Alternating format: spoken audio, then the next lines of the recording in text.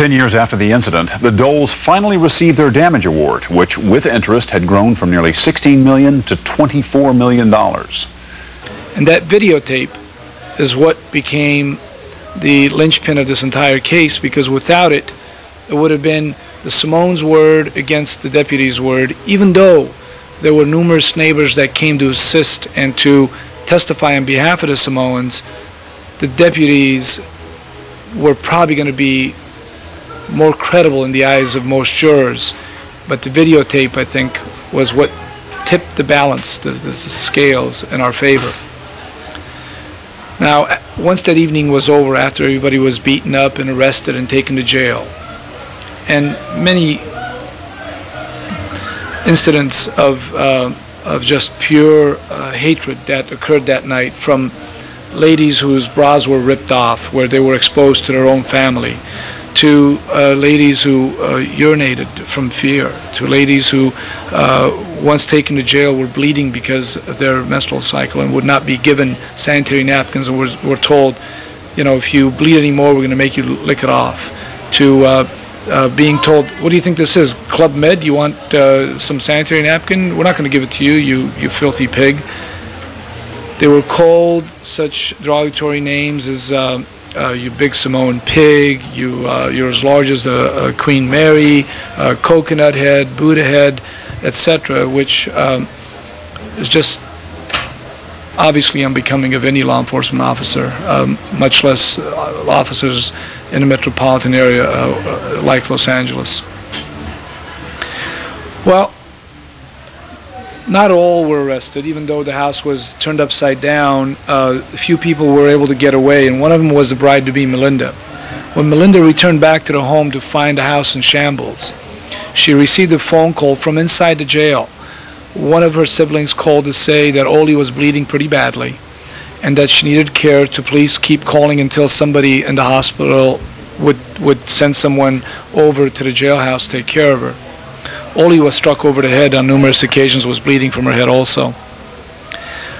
And they also told her, call Garo. Now that's me, and they told her, look on the wall in the kitchen, there should be an invitation from my Christmas party just 2 months earlier. I had a Christmas party at my home where David and Emily came, and so our Christmas card was still there with my home number on it. Well, at 2 a.m. that morning, I got the call at home.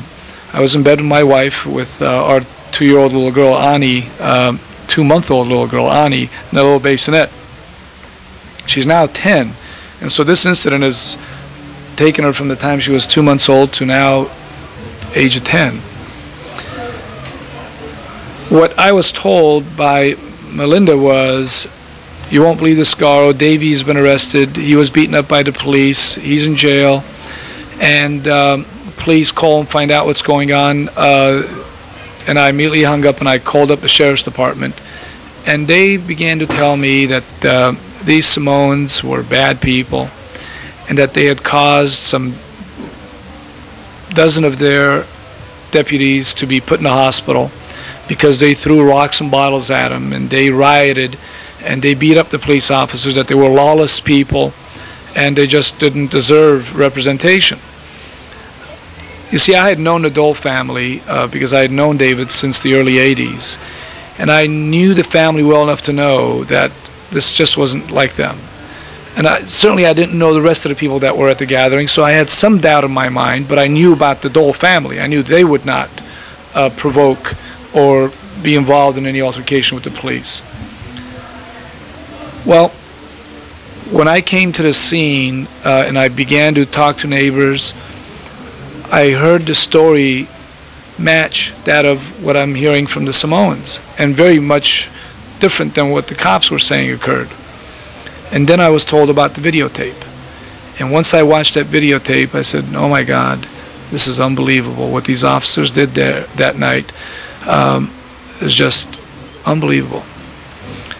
And unimaginable when you think that these are law-abiding citizens being mistreated and really brutalized by those that they pay to protect them. Well, at the time, I was a solo practitioner, and this case was a rather difficult one, and yet I knew that there weren't going to be very many people wanting to handle a case like this. And David and his family had asked me to help them, and I was not going to let them down. And our first problem was that 35 of the Samoans and their family members were arrested and charged, falsely of course, with serious crimes. Over the next couple of months, they dismissed some of the charges and charges against some of the people, but 7 of the Dole family members were still charged, and 4 of them were charged with felonies. David himself had 8 felonies against him. Well, the felonies were assault with a deadly weapon against peace officers. Now, those are very serious offenses. If it's just an assault against a peace officer, it's one thing. Once you add a deadly weapon, and in this case the deadly weapons were rocks, they claim, and bottles, and boulders, and an ice bucket, and a misdemeanor count of rioting. Had David been found guilty of these charges, he would have spent over 20 years in prison. Today, he'd still be behind bars. And who was charging him? Who were the victims of these so-called crimes? The sheriff's deputies themselves. Because you see, that night, they beat up these Samoans so badly that they had to have a reason for it. And so they came up with a reason. The reason was assault with a deadly weapon and rioting. Even though there was no truth to it, there's this old saying, again in the police misconduct field, that if you hurt somebody, you arrest them. What that really says is, if you as an officer had to beat somebody up, you better have a damn good reason for beating him up. And if you have a good reason to beat him up, then there must be a good reason to arrest him. So, as in this case, they had no reason to beat him up, but they did beat him up. They did beat up the Samoans, and so they arrested him. Because they also knew that if they arrested their victims, the Dole family, they themselves would not be investigated until the criminal charges against the Doles were resolved. Well, sure enough, they went forward with the criminal charges, and no matter how hard we tried to get the DA's office to drop the charges, they would not. We had a long preliminary hearing in Norwalk, which is a very conservative county. They were held over for trial, and in 1991, we had a 6-week trial. In that trial, we had some 17 separate deputies take the stand and point the accusatory finger at David Dole, at Sale Papau, and at John Talamavao, accusing them of assault with a deadly weapon and of rioting in the streets of Cerritos. Now, had the jury believed those deputies, believed any of those deputies, we'd be in a lot of trouble. Luckily, we had neighbors and we had the videotape. And even though this was a very conservative county, and Norwalk is also known in the criminal field as No-Walk because they have a very high conviction rate, the Samoan family, David, Sale, and John, were exonerated. They were found not guilty across the board of every crime they were accused of. Needless to say, that was a very, very big day for us, because had David been found guilty, he's since told us that he would have committed suicide. That he would not have, David has said that he would not have spent a single more night behind bars, because he did spend a few nights behind bars initially after the incident with a broken hand and such, and was humiliated while there. And he had promised himself, I'm not going to go behind bars. I'm not going to have my son Davy come visit me while I'm in prison. I'm just not going to let my son see me that way. And I'd rather commit suicide and die than have him see that. So thank God they were all found innocent, and we didn't have to face that tragedy. So from that point on, everything else was just icing on the cake, because the criminal case was the most severe as far as we were concerned. Now, in that trial, let me just make mention that I wasn't the only lawyer. I was David Doles' lawyer, but in criminal trials you must have a separate lawyer for every defendant.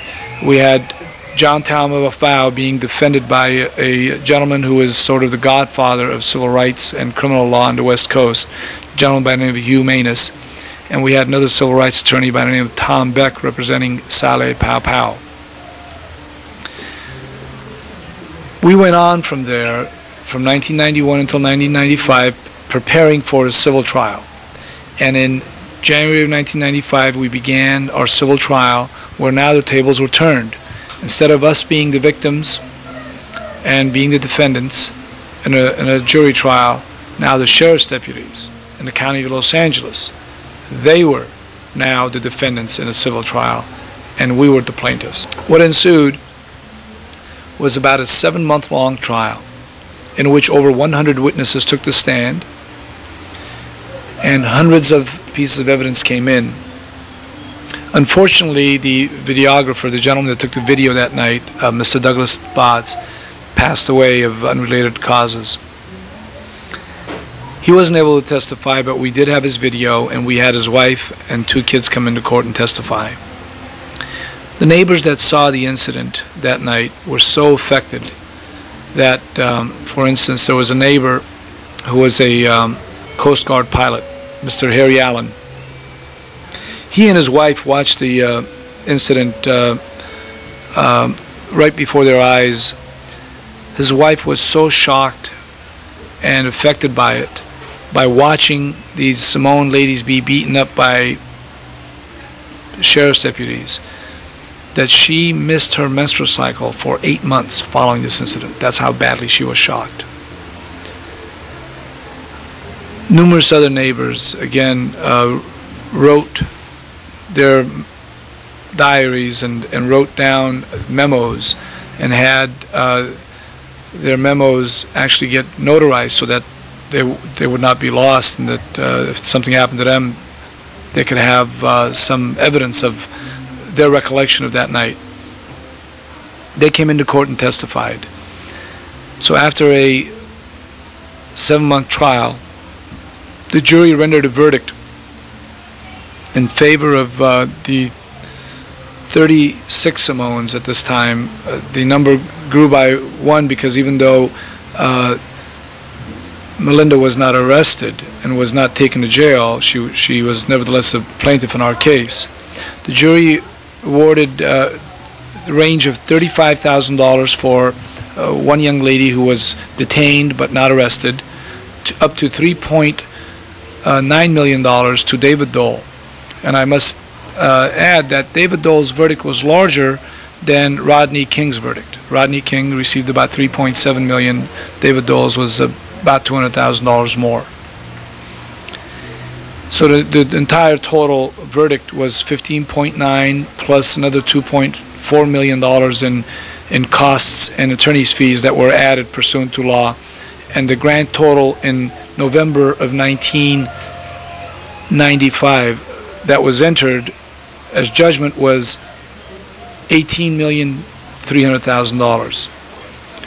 After an appeal to the California Court of Appeal and to the California Supreme Court, the verdict stood at $24,850,000, and 2 months ago that entire sum was paid by the County of Los Angeles to the Samoan families. Now that cost the taxpayers a tremendous amount of money, but that's because the sheriff's deputies had gone wild that day. Unfortunately, not a single one of the 100 deputies that came that day to the Dole residence, not a single one of the 23 that were actually found liable for malicious conduct against these citizens has been punished. As a matter of fact, each and every one of these deputies have either retired voluntarily or they've been promoted. Now that's not justice, and they still have not apologized. We're still waiting for a single word of apology. Sheriff Sherman Block, the sheriff who headed this entire department, just died recently. But he died knowing that the Dole family won their appeals and finally was paid the sum that the jury found appropriate for them. There are some unfortunate things that occurred in this case, other than the fact that these deputies have never apologized. Tafilele Dole died soon after we won the civil case. He died knowing that the jury had vindicated their family. He died happy, but nevertheless at the age of 37 he passed away at a Samoan community celebration. Back in 1989, when the deputies were storming the home, many of the comments made that night were of that same vein, like, "Oh, you Samoans, you're not so tough. You know, come on, fight back. I thought you were tougher than that." Trying to goad them into fighting so that they could have a better excuse to maybe pull out a gun and shoot one, or to beat them even more severely. You know, the respect is a two-way street. And citizens are not going to respect the police if they don't see the police respecting them. And whether you're a Samoan or a Latino or African American or any other minority group that is singled out, if you don't have community policing, if you don't have community involvement, if you don't have police officers that come to the Samoan community and speak to them and get to know some of the young men and create a rapport. And I'm sure the police force here must also have many Samoan members. And if those Samoan police officers don't reach out and try to communicate with the Samoan youth, you're going to have difficulties. Because, as you indicated, the Samoan male is going to feel like, well, I'm being singled out because I'm Samoan. And I'm always going to be sort of challenged to fight. And what am I going to do? Just take a beating and be quiet? No, I can't do that. I've got too much pride. But it shouldn't get to that point. Police officers are trained to testify in court. They are expert witnesses. When they go through the police academy, they are given course after course on how to testify in court. They're put in a courtroom setting. They're taught how to answer questions. They're taught the law. They're taught how to deal with judges, with jurors, with lawyers. And so they know what they're doing. And if they want to lie, and if more often than not, if they think they're doing the right thing by lying, they'll lie. And so you can't go in thinking, oh, that's a police officer, he's always going to tell the truth and I don't have to worry about that. You do have to worry. Because most jurors would rather believe a police officer than believe anyone else. As a matter of fact, one of the comments made in our trial to our jurors was, next time you're in trouble, who are you going to call? Are you going to call the Samoans? Or are you going to call the Sheriff's Department? Who said that? The lawyer for the Sheriff's Department asked the jurors. So send a message to these Samoans and to the police officers that are right here listening to this closing argument of who you want them to respond to. You want them to come to your home? Basically, he's threatening him. He's saying you're not going to get police service unless you vote in their favor. But the jurors were not intimidated by that. They still voted against him. And there was a magazine, a lawyer's magazine, judge's magazine for the state of California. It's called the California Lawyer Magazine. And there was a cover story about this case. And the name of that cover story was The Most Important Case You Have Never Heard Of. And it was the Doles case. Because even though it's a very, very important case, we hardly heard about it. Why? Because O.J. Simpson decided to do his dastardly deed, and that case overshadowed our Doles case, and so we didn't get the publicity that we might have otherwise gotten. That may have been good for the case, may not have been. The bottom line is we did get justice. My family was wrongfully arrested that night. The way they treated us was not humane. They beat, they stomped, they slapped, they choked people in that house. And all in all, at the end, the truth will prevail. You know, no matter what they try to fabricate, you know, because as long as you stay within the law, and even it's hard to, it's an eerie feeling when you're trying to, you know, stay within the law when you're actually being provoked by the law. It's a weird feeling. So just, you know, keep your composure, keep your patience, and praise God. You know, we thank God for our neighbors to testify for us, that to have the courage to come forward and go against the deputies. Because in LA, if the law is, the sheriffs out there are like, you know, King Tut. They're like they're the run of the mill, you know, over the police and different other law enforcements out there. So for our neighbors to come out and testify for us was really appreciated, and we're thankful for that. And our attorney, Mr. Mardirossian, and his staff to, you know, take the case on, and you know, we had deputies there that night that were, you know, using foul language and stuff and saying, you know, so who you're going to call? You know, there's these law firms out there that have commercials, but they didn't know that I had a family friend for the last, 10 years before this had happened that was, you know, really experienced. But I just kept my voice, you know, I kept my composure, kept my patience, you know, leave it to God. And I knew Garo and his staff, you know, that's all I was thinking was, I'm going to get a hold of Garo, and, you know, and I know, you know, things will work out, hopefully. But it was a rough road. But just keep your patience, you know, and stay within the law. Don't resist arrest. Just do what they say, you know. Any final thoughts? Just thank God I'm here today, because without that verdict back in the criminal trial in '91, myself, John, and Saleh, we'd be incarcerated right now. We would be in jail to this date for another 10 years.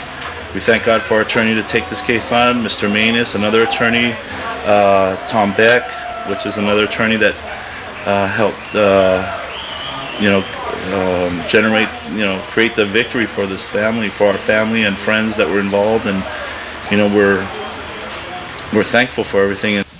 In California, police shot Mr. Gao in front of his wife outside his Sonoma County home within 30 seconds of arriving. They had been called by neighbors because he was drunkenly yelling for help. When they arrived, he was twirling a stick, and rather than acting to de-escalate the situation, they chose instead to gun their car and try to run him over, trying to intimidate him. As a result, he responded by hitting the hood of the car with a stick. What was their response? They jumped out, shot him, refused to let his wife, a nurse, tend to his wounds, and then they claimed that they shot him so quickly because they assumed he was a martial arts expert. After all, he was Asian. To add insult to injury, to buttress their defense, that night after 2 a.m., they searched the Gao's home that night for martial arts books and weapons. Of course, they found none. We believe that law enforcement like Sonoma County, which has a practice of escalating conflicts and as a result has a pattern of killing people who are intoxicated or mentally ill, needs to be reined in. In this case, Gao was an unnecessary casualty of misconduct and racial stereotyping. This kind of behavior certainly has no place in our democracy. If we are to come together as communities as the President most sincerely wants, the police have to be trusted partners. We call on the President to make decisive action his watchword this year and make this a priority in the last remaining years of his administration. I'm pleased to join with Mr. Hugh Price and other leaders of the civil rights community today to condemn police brutality and misconduct and to call for immediate action. Yesterday, I and 23 other members of the Congressional Black Caucus sent a letter to President Clinton requesting that he form a federal task force to investigate incidents of police brutality and misconduct throughout the nation. This issue of police brutality is not a new issue. As a matter of fact, it's an age-old problem that threatens to further divide this nation.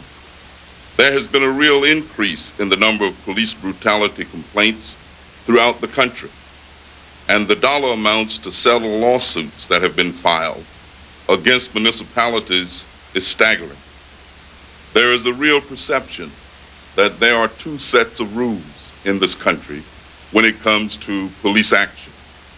One for African Americans, Latinos, and other minorities, and another for whites and the rest of society. If there is to be one America, then this racial divide must stop. Therefore, we reiterate our call to President Clinton to take action, take it immediately, and convene a national task force to look on an ongoing basis at the issue of police brutality, misconduct, and put into place immediate remedies so that America can, in fact, become one nation. The problem is not one of rogue cops. The problem is a problem of rogue leadership. The problem is a problem of immoral leadership. We have heard a lot about public morality and moral leadership in the last year, but very little of it focuses on the immoral conduct we're complaining about today. That's what constitutes morality in public life. We are dealing with the immoral leadership of police commissioners like Howard Safir and mayors like Rudolph Giuliani in New York. We are dealing with patterns and practices that result in substituting skin color for evidence when deciding who you approach on the street. When 35,000 people get approached on the street, most of them not white, and all of whom are innocent and let go. When people get pulled over in cars on the highways all over this country, when people get stopped and frisked and arrested at airports, when drug courier profiles include the color of your skin, when the color of your skin determines who you're hostile to, who you're aggressive with, who you beat up, and finally, whom you shoot, we don't have justice in America. When police are supposed to approach you on the street to investigate, to search, they are supposed to do so on the basis of your behavior. They are supposed to do so on the basis of evidence. That's the American way, that's the constitutional way, that's the right way. But when they substitute skin color for evidence, what you get is Jim Crow justice. And that's what we have. And that's what requires moral leadership from the president, and that's what we seek, and we seek it now. 85% of all rural arrests are white. 75% of all rural arrests are white. Urban arrests are white. 55% of all those in jail are black. If you're targeted and don't have adequate legal support, you go to jail or death row whether you're guilty or not. 5 grams of crack cocaine, 5 sweet and low sugar bags, 5 years mandatory. 500 grams of powder, probation. The Attorney General will not, in fact, fight to make that a 1-to-1 ratio. At least those who bring it in ought to bear more responsibility than those who get trap peddling.